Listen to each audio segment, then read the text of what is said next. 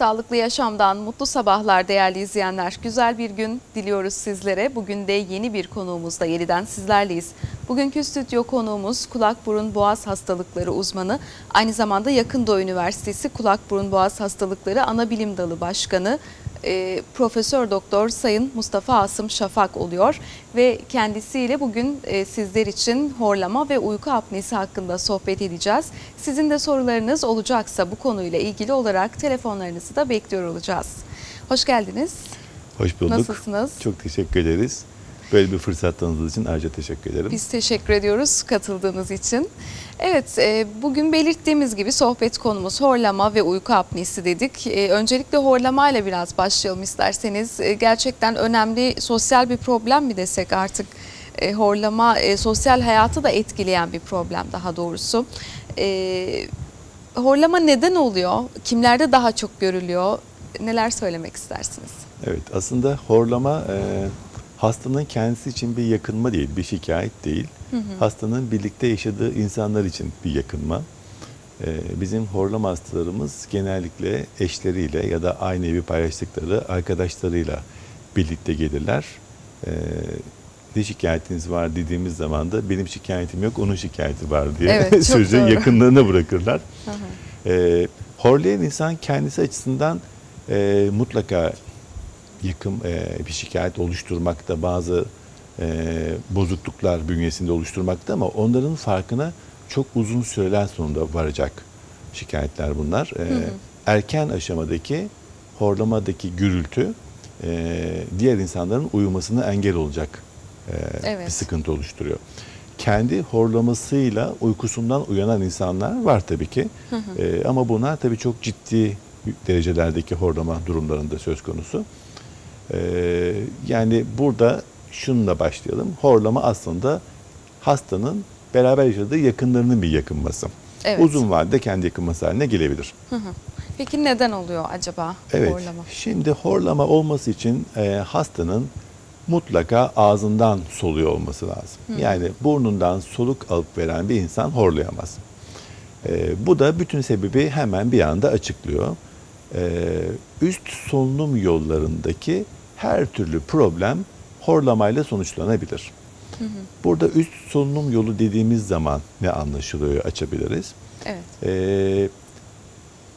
Gırtlak diyeceğimiz veya tıp dilinde larynx dediğimiz şuradaki organımıza kadar olan bütün havanın geçtiği yollar üst solunum yolları. Evet. Yani gruplarsak tabii ki burun bu işin başında geliyor. Burnun arka bölümünde biz tıp dilinde nazofarinks dediğimiz ya da halkın geniz dediği bölge geliyor. Daha sonra yutak dediğimiz halkın bizim orofarinks dediğimiz ikinci bölge geliyor. Evet.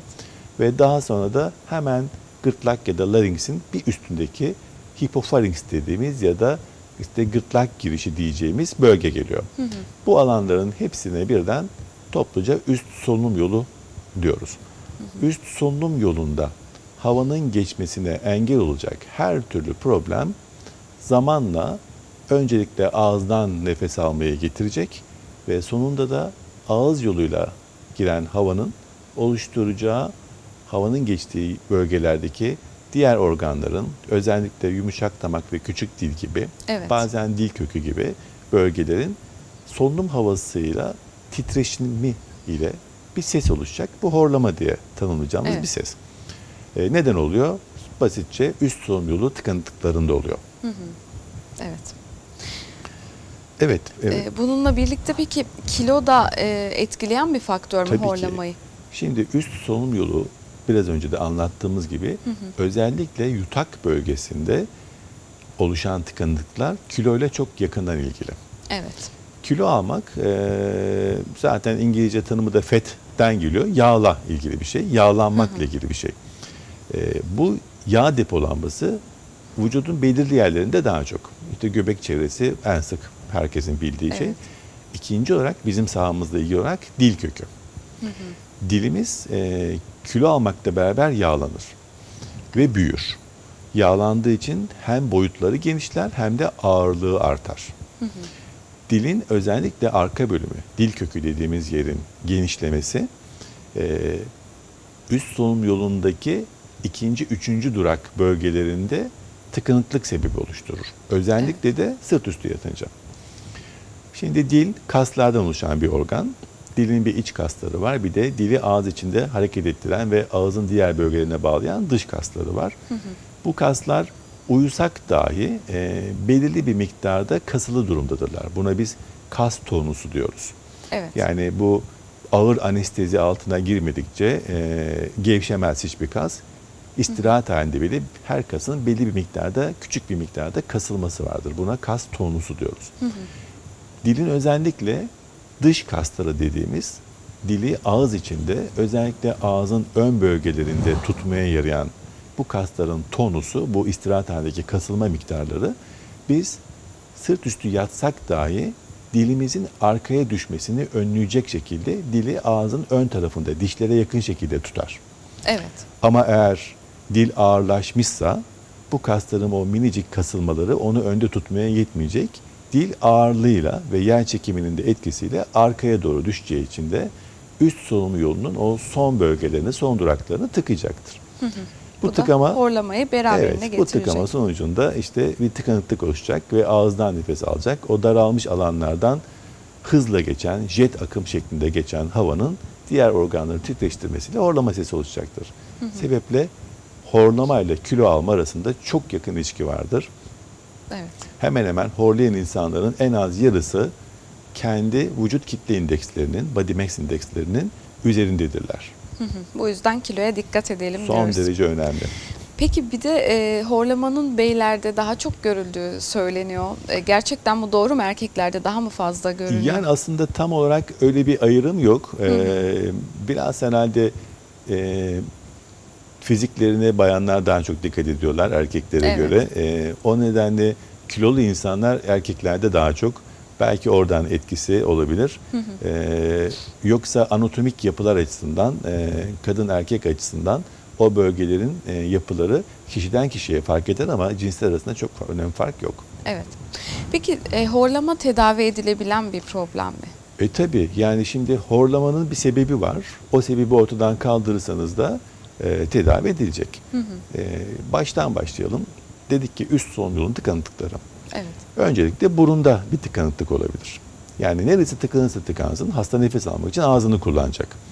Ağzını kullanmaya sebep olan olay nedir? Bu burunda genellikle burnumuzun sağ ve solunu birbirinden ayıran burun kemiği diye halkın genellikle bildiği bizim septum dediğimiz bir ayıraç, bir duvar, bir bölme. Zaten ismi de septadan, Latince'de bölme anlamına gelen kelimeden türetilmiş bir isim. Septum dediğimiz bu burun kemiği ki bunun ön kısımları kıkırdak, arka kısımları kemik. O yüzden genel olarak burun kemiği diye adlandırıyorum. Bu burun kemiği eğer ortalı değilse burnumuzun sağ ve sol pasajlarını, sağ ve sol burun yollarını tam ortadan ikiye bölmüyorsa, bir tarafa daha yakınsa burun tıkanıklığına neden olacak. Evet. Bir taraf geniş, niye burun tıkanıklığı oluyor diye bir soru çok akla geliyor. Bize iki burun da lazım. Burun yollarımızın birinin geniş olması nefes almamız için yetmiyor. İki burnun da benzer miktarda genişlikte olması gerekiyor. Üstelik burundaki tıkanıklığın tek sebebi bu da değil. Bu içteki kemikten bahsetmiştik septum diye. Evet. Dış yapıları da burun içinden geçen hava alanlarını, hava pasajlarını daraltan etkiler oluşturabiliyor. Burnumuzun dışında da kıkırdaklar, kemikler var. Bunların kısmı hemen burnun ön kısmında kıkırdaklar. Biraz üstünde olanlar var. Daha üstte kemikler var. Bütün bu yapıların belli bir açıyla yanda durması gerekiyor. Ortadaki kemik ve yandaki kıkırdak ve kemik yapıların oluşturduğu bir açı lazım. Evet. İşte bu açının 12 dereceden dar olması problem. 15 dereceden geniş olması da problem. Yani burnun geniş olması da problem aslında. O sebeple hepsinin yerli yerinde olması gerekiyor. Burnun giriş açısı ve arkada devam eden bütün burun yollarının olması gerektiği kadar geniş olması gerekiyor. Darlığı da genişliği de problem. Özellikle darlığı problem tabii. Çünkü biz burnumuzu kullanırken hep aynı burun yolunu kullanmıyoruz. Burun yollarımız içinden geçen havayla ilgili olarak o havayı bir takım işlemlere uğratması gerekiyor. Nefes aldığımız havanın burundan geçmesi o yüzden önemli. Evet. Bunlar da havanın ısıtılması, nemlendirilmesi ve havanın süzülmesi gibi görevler. Bu işi tek bir burun sürekli yapamıyor. Bir burun bunu yaparken bir süre sonra yorgunluğa uğruyor. Yorulan burnun dinlendirilmesi gerekiyor. Bu işi bir takım refleks mekanizmalarla santral sinir sistemi kontrol ediyor. Dinlenen burundaki hava geçişi engellendiği için diğer buruna artık çalışma sırası veriliyor. Eğer burnu ayıran kemik ortada değil de bir tarafa darsa, dinlenen pasaj geniş olan pasajsa dinlendiği sürece hava almayacaktır. Dar olan pasajda kemik sebebiyle daraldığı için hava alamayacaktır. Ağızdan nefes alma gündeme gelecektir. O zaman horlama meydana gelecek. Demek ki biz eğri bir burun varsa bu gerek dışındaki yapılar gerek içindeki kemik yapılarında bunları düzeltmekle horlamayı düzelteceğiz demektir. Burun yolunu açınca konuşmanın başında söylediğimiz gibi burundan nefes alarak horlamak mümkün değil. O yüzden burundan nefes almayı böyle sağlayabiliriz. Ne oldu? Horlamayı tedavi etmiş olduk. Çok basit bir sebeple. Çocuklar. Burun kemiği eğriliği çocuk erişkin herkeste olabilir ama çocuklarda özellikle bir de burnumuzun en arka kısmında geniz dediğimiz o ikinci kavşak havanın geçtiği yolda nazofarinks dediğimiz yerde yer kaplayan kitleler oluşuyor. Geniz eti dediğimiz şey. Çok sık duyuyoruz. Adenoid vejetasyon diyoruz biz ona. Bu çocukluk çağının bir gereği, bir hastalık değil aslında. Her çocukta olması gereken bir işlem. Genizdeki özel bir savunma sisteminin organları, lenfoid dediğimiz hücreler ve organlar, geniz bölgesinde geçen havanın analiz edilmesi için, vücuda dışarıdan bir giriş kapısı olarak burun yollarının kontrol edilmesi için büyüme yapıyorlar. Niye çocuklarda çok? Çünkü çocuklar bu dünyanın yeni elemanları. Şimdi anne karnındaki bir bebeği düşünelim. Nefes alması yok. Yemek yemesi de yok. Her şey göbek kordonuyla yürütülüyor. Doğunca bu çocuk anneden bir şekilde kopuyor. Yemek hadi bir süre anne sütü alabiliyorsa, öyle bir şansı varsa yine anneyle bağlantısı devam ediyor ama nefes alması için kendi başına artık. Evet. Dışarıdaki hava vücuduna girecek. Bu hava o kadar çok zararlı şeylerle dolu ki. Çok yani doğru. polenleri zararlı saymasak bile pek çok mikroorganizmayla dolu. Bunlar çocuğun vücuduna girerken çocuğun bünyesinin, organizmasının dış dünyaya karşı korunması lazım. Bu korunma ilk olarak genizde başlıyor. Geniz eti o yüzden giren havanın analiziyle uğraşmakta. Bu hava nasıl bir havadır? İçinde ne vardır? Evet. O sebeple çok çalışmak zorunda. Yaşadığı ortamı öğrenmek için ki bu 5-6 yıl süren bir çalışma. O 5-6 yıl sürece çok çalıştığı için de büyüyor, genişliyor ve genizi tıkar hale geliyor. O kadar tıkıyor ki bazen burundan hava geçmesini engelleyecek kadar. Alerjik durumlarda bu reaksiyon daha da fazla görülüyor. Daha çok tıkıyor. Eğer bu burnu tıkıyorsa, nefesi burundan almak zorsa ağızdan nefesi aldığı için çocuk horlamaya başlıyor. Yani geniz eti de horlamanın böylece ikinci sebebi. Tabii bu masum bir et. Bunun kötü olanları da var. Bu sadece çocuklarda değil, erişkinlerde de olabilir. Hemen peki özür dileyerek böldüm ama bu geniz etini almak hemen doğru mu? Almak mı gerekiyor? Şöyle söyleyelim. O tabii çok başka bir konu. Geniz eti kendisi büyük olduğu için alınması çok nadiren gerekli. Asıl geniz eti, çünkü dedik bu bir işi olduğu için büyüyor. Onun işini durdurmanın bir anlamı yok. Ama bazen geniz etinin büyümesi burun tıkanıklığını böyle had safhalarda yapıyorsa alınmasını gerektiren durumlar oluşuyor tabii ki. Ama bir takım zararlar oluşturabilir bazen burnu tıkamadığı halde. O zararları başka bir gün konuşalım. Tabii. Hani geniz eti büyük diye genellikle alınmaz ama horlama yapacak kadar, tıkanma yapacak kadar, ikinci galiba konumumuz apnelere sebep olacak kadar büyükse o zaman büyüklük sebebiyle geniz etinin alınması gerekir. Ama kesin cevabı şu, geniz eti büyük diye mutlaka alınması gerekmiyor. Bir zararı varsa alınması gerekiyor. Evet. İşte burada geniz eti dışında kanserler de söz konusu. Bu gelişkin olsun, çocuk olsun. Her yaşa özel kanserler var, her yaşa özel tümörler var. Bu bölgenin tıkanması tabii ki tıkanıklık oluşturuyor. Yine burunda kemik dışında etlerimiz var. Burun etlerimiz, konka dediğimiz etler. Bu etler büyüyebiliyor. İltihaplar sebebiyle büyüyebiliyor, enfeksiyonlar sebebiyle büyüyebiliyor, alerjik olaylar sebebiyle büyüyebiliyor. Orijinal burun etleri dışında başka et dediğimiz, polip dediğimiz yapılar çıkabiliyor. Hepsi burunda yer kapladığı, tıkanıklık oluşturduğu için, yine burun tıkanıklığına sebep olduğu için horlamalara neden oluyor. Bu şekilde biz neden burun tıkanıklığı var sorusunun cevabını bulursak, onu tedavi ettiğimizde de horlamayı tedavi etmiş oluyoruz. Evet, çok doğru. Peki uyku apnesine de değinelim isterseniz. Yine son yıllarda çok sık duyduğumuz bir problem. Horlamayla birlikte mi görülüyor acaba? Nedir uyku apne sendromu? Bize biraz anlatır mısınız lütfen? Evet, şimdi sendrom dediğimiz bütün antiteler, bütün kavramlar o başlık altında hastayı rahatsız eden birkaç şikayetin bir arada görüldüğü durumlar. O sebeple bizim apne hastalarımızın tanımı şöyle: nefes alma sırasında bir süreliğine nefesini almama durumu. Evet. Bu süre birkaç saniye ise tam apne sayılmaz ama bizim tıbben apne tanımına girmesi için yaklaşık 10 saniye durması gerekiyor.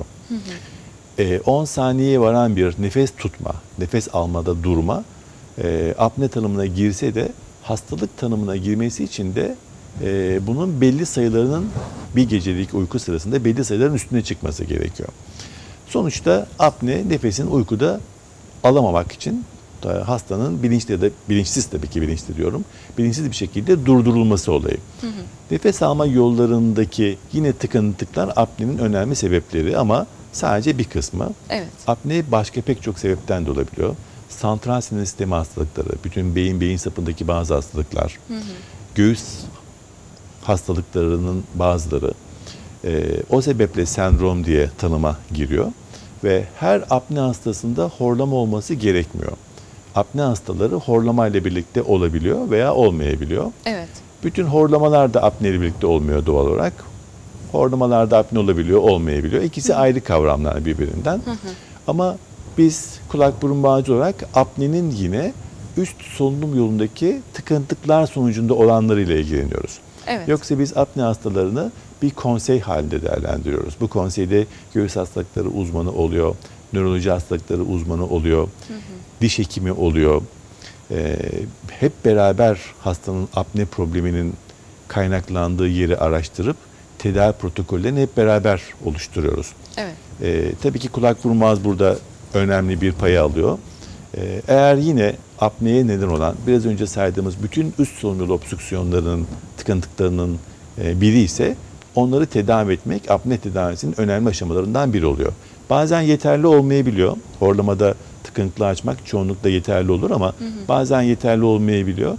O zaman solunumu rahatlatıcı ek şeyler de, tedaviler de gerekiyor. Bunların genellikle mekanik, hastaya solunuma yardımcı cihazlar, uyku sırasında takılan maske gibi bir cihaza bağlı olan, hastaya solunum sırasında daha güçlü bir hava üfleyerek solunumuna yardımcı olan cihazlar.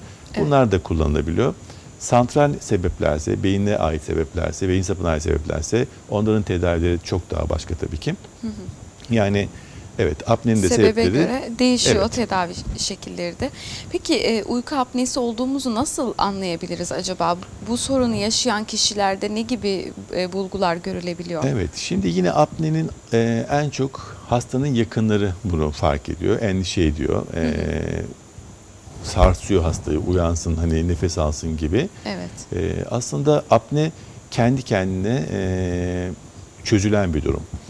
Bizim nefes almamızı sağlayan pek çok kas sistemi var. Bunların bir kısmı çok az enerji gerektiren, küçük kasılmalarla işi sürdüren, özellikle diyafram kasının içinde olduğu nefes alma durumları, fizyolojisi.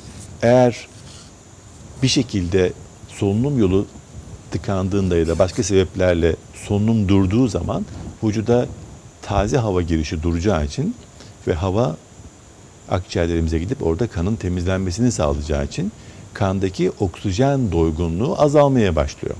Evet. Ve kandaki bir taraftan da karbondioksit yoğunluğu artmaya başlıyor. Bu oksijen ve karbondioksit dengesizliği kanda, dolaşım hala devam ettiği için, kalp çalışmaya devam ettiği için solunumu düzenleyen beyin sapındaki merkezler bir süre sonra uyarılıyor. Bu kritik bir seviyeye geldi. Oksijen artık çok azaldı diye. O merkez bu uyarıyı aldığı zaman diğer yardımcı solunum kaslarına emir veriyor. Nefes alın, ne oluyor diye. Evet. Ve böylece normalde yaptığımızdan daha büyük bir eforla nefes alıyoruz diye, böyle bir büyük eforla. Bu nefes alma sırasında hasta genellikle uyanıyor. Evet. Siz hastayı bir yakın olarak herhangi bir şekilde uyandırma çabası içine girmeseniz bile bu kritik seviyeye geldiği zaman vücut zaten uyandırmayı bu şekilde yapabiliyor. Bu eforlu, büyük bir solunum eforuyla apnenin çözülmesi sırasında hasta uyanabilir veya uyanmayabilir. Ama hasta bunu nasıl fark edebilir? Apneye giriyor olmak, bu kandaki gaz konsantrasyonundaki değişiklikleri beyinde asıl derin uyku dönemine geçmeyi engelliyor. Derin uykuya geçmediğimiz zaman da tam dinlenme sağlayamıyoruz. Yani bu hastalar sabahları biraz yorgun kalkıyorlar. Evet. Onun sebebini araştırmaya çalışırsa apneyi ortaya çıkartabiliyoruz. Veya apne sırasında kandaki karbondioksit seviyesi o kadar yüksek seviyelere ulaşıyor ki normale göre, o sırada beyin fonksiyonları da zorlandığı için karabasanlar, kabuslar görmeye başlıyoruz. O yüzden apne nöbetleri halk arasında bazen karabasan diye tanımlanıyor. Evet. Böyle hasta terliyor, bunalıyor, kötü rüyalar görüyor ve o rüyaların etkisiyle ve bu zorlu nefes almayla uyanıyor. Bu niye oluyor diye doktora geldiği zaman apne olabileceği aklımıza gidip araştırmalarını yapıyoruz. Evet. Peki son olarak uyku apnesi tedavilerini de konuşacak olursak böyle hastalarda nasıl bir tedaviye gidiyorsunuz? Bize Evet. biraz anlatır mısınız? Tedavi yine sebebi bulmaya dayalı. Bu hastaları biz kulak burun olarak güzelce takiplerini yapıyoruz, muayenelerini yapıyoruz. Gerekli radyolojik incelemelerini yapıyoruz, filmlerini çekiyoruz. Sebebi ortaya koyduğumuzda, ki bu sebep bir üst solunumlu tıkanıklıysa, bu tıkanıklığa yönelik tedavi planımızı açıklıyoruz. İşte burnuna, etlerine bir şeyler yapmak lazım. İlaç vermek ya da ameliyat yapmak. Ya da burun kemiklerini ameliyat etmek. Ya da genizdeki kitleleri düzeltmek. Bunlar genellikle olan şeyler. Kiloluysa tabii ki diyet uygulamak, fazla spor yapmak, uygun ideal kilosuna ulaşması için onu diyetisyene yönlendirmek. Evet. Bu olaylar birlikte olurken ağızdan nefes alma bu hastaların rutini haline, normali haline geldiği için başka ikincil değişkenler ortaya çıkıyor. Ağızdan nefes alma sırasında horlama sesini oluşturan şey yumuşak damak ve küçük dil. Evet. Bunlar sallana sallana, bayrak gibi titreşe titreşe oradaki bu organların kendi kasları zamanla kasılma yeteneklerini azalıyor, yitiriyor. Ve o dokular gevşiyor. O dokulardan oluşan refleks mekanizmalar çalışmaz oluyor. Ve bunlar genişleyip büyüdükçe, sarktıkça ağız içinde, yutak bölgesinde ikinci bir tıkanıklık sebebi oluşturuyor. Bazen yağlanma sebebiyle dil büyüyor dedik kilo ile beraber. Kilo versek bile dildeki yağlar ortadan kalkmayabiliyor. Çünkü dilin yağını kaybetmesi vücudun kilo vermesinin en son aşamasında olan şey. Yani vücuttan işte ideal kilosunun %30'u üstünde olan biri %10 üstüne ulaştığı zaman hala dil büyük kalabiliyor. O sebeple biz dildeki büyüklükleri düzeltici tedaviler yapmamız gerekiyor. Dil kökündeki büyüklüğü çeşitli yöntemlerle, radyo dalgalarıyla, lazer yöntemleriyle, diğer klasik yöntemlerle azaltmamız gerekebiliyor. Dilin arkaya kaçmasını önleyici işlemler yapmamız gerekebiliyor. Yumuşak damaktaki bu sarkıklıkları, genişlemeleri, küçük dildeki bu büyümeleri, uzunlamaları, onları düzeltici cerrahiler planlamamız gerekiyor. Evet. Bu horlama ve apnelerin çoğunluğu birlikte olduğu için bunların hepsini birlikte yapmak gerekebiliyor. Ve çok büyük ameliyatlar, hasta açısından ağrılı olduğu için çok büyük ameliyatlar, özellikle uzun süren ameliyatlar. Tedaviyi böyle planlıyoruz. Yani sebepleri bulmamız lazım. Bozulan organları tespit etmemiz lazım. Bozulan yapıları, onların normal fizyolojiye, normal çalışmalarına getirmemiz gerekiyor. Bunun için kullanabiliyorsak öncelikle ilaç tedavileri tercih ediyoruz. Evet. İlaç tedavilerinden fayda görmeyeceksek ameliyatlar. İlaçta ne kullanıyoruz? Mesela hasta alerji sebebiyle burun etleri büyümüş olabilir. Burun etlerini küçültücü spreyler kullanıyoruz. Ama bu spreyler bu burun tıkanıklığında çok sık kullanılan ani burun açıcı spreyler değil tabii ki. Onlar da ayrıca burnu bozan etkileri var. Onları çok kısa sürelerle kullanmak gerekiyor. Bizim spreylerimiz daha uzun sürelerle kullanılan, daha yavaş sonuçlara çıkan ama daha kalıcı etkileri olan spreyler. Evet. Bunlar gerek orijinal burun etlerinin büyümelerine, gerek ek ortaya çıkan polip dediğimiz etler için küçültücü etkiler. Bu tabii burun problemi olunca bunun yanında çoğunlukla sinüzitler ekleniyor. Çünkü burun ve sinüsler bir arada.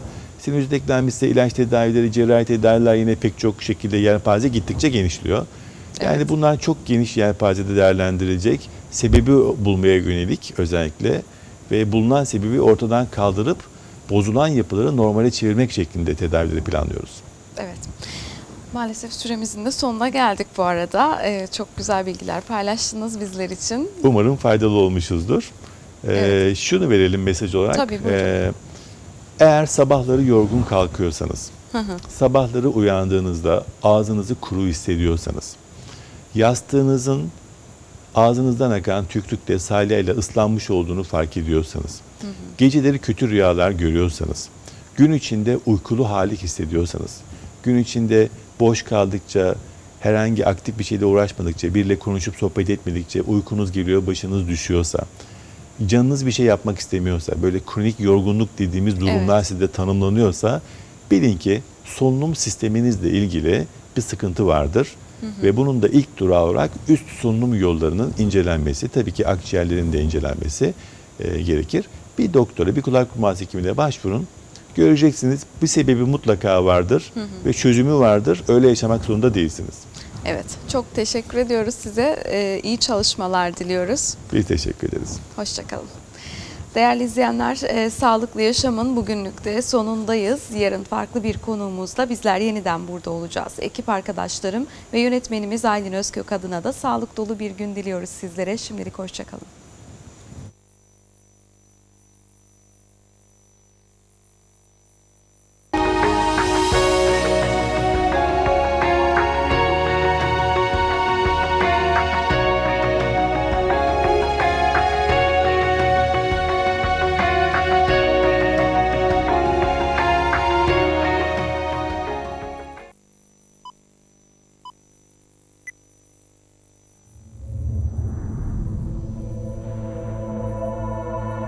What's your book about?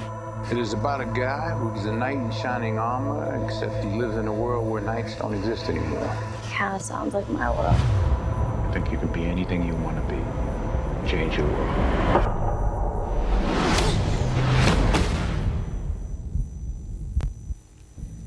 Adalet. Yönetmen Anthony Fuqua. Oyuncular